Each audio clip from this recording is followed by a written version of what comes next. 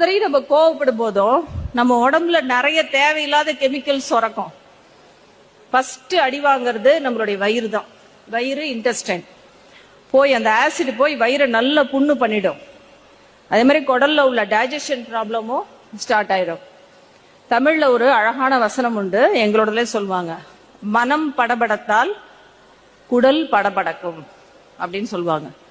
எப்ப நம்ம மனசு அப்படியே கோவத்துல இல்லைன்னா பயத்துல இல்ல வெறுப்புல அந்த மாதிரி நெகட்டிவ் ஃபீலிங்ஸ்ல நம்ம மைண்ட் அப்படியே டிஸ்டர்ப் ஆகுதோ அப்ப என்ன ஆகும்னா நம்மளுடைய வயிறு குடல் எல்லாமும் அப்படியே டிஸ்டர்ப் ஆகும்.